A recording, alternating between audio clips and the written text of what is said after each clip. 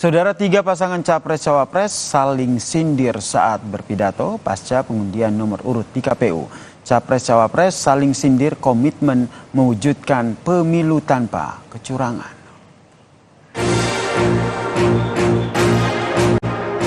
Setelah mendapatkan nomor urut Pilpres di KPU kemarin malam, 14 November, tiga pasangan peserta Pilpres sama-sama menyinggung potensi kecurangan di Pilpres 2024 di hadapan KPU. Cawapres dari Koalisi Perubahan Muhaimin Iskandar meminta Pilpres harus berjalan secara sportif. Caimin pun mengibaratkan Pilpres sebagai pertandingan sepak bola.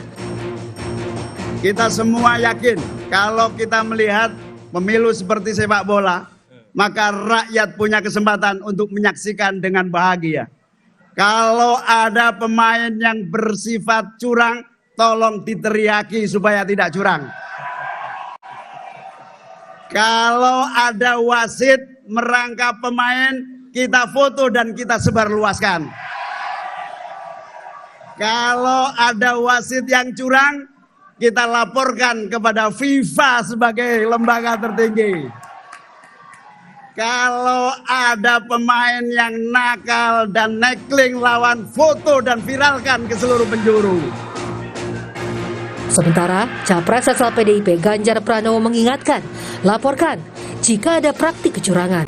Karena jika didiamkan, hal itu sama saja ikut mencederai demokrasi. Demokrasi yang berjalan jurdil, situasi yang bisa berjalan pada rel, dan kita selenggarakan dengan betul-betul membawa integritas yang jauh sekali dari unsur KKN. Harus kita pastikan. Inilah amanat reformasi dan inilah amanat konstitusi yang sekarang kita pegang. Diam itu bukanlah pilihan. Dan bicara, ungkapkan, dan laporkan praktek-praktek tidak baik yang akan mencederai demokrasi. Terima kasih karena pasangan nomor 1 dan pasangan nomor 2 punya komitmen yang sama. Sedangkan Capres nomor urut 2 Prabowo Subianto menyebut jika ada yang curang itu merupakan pengkhianatan. Namun Prabowo yakin jika KPU akan menggelar pemilu dengan jujur dan adil. Kejujuran itu harus utuh, seutuh-utuhnya.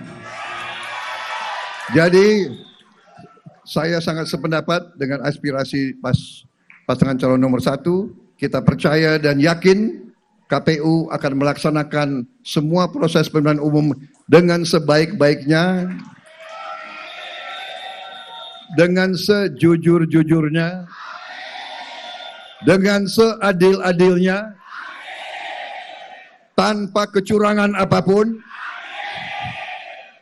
Karena kalau melaksanakan pemilu yang curang, mengkhianati bangsa dan rakyat Indonesia.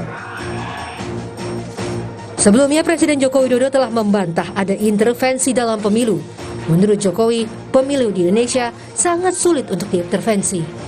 Tim Liputan Kompas TV.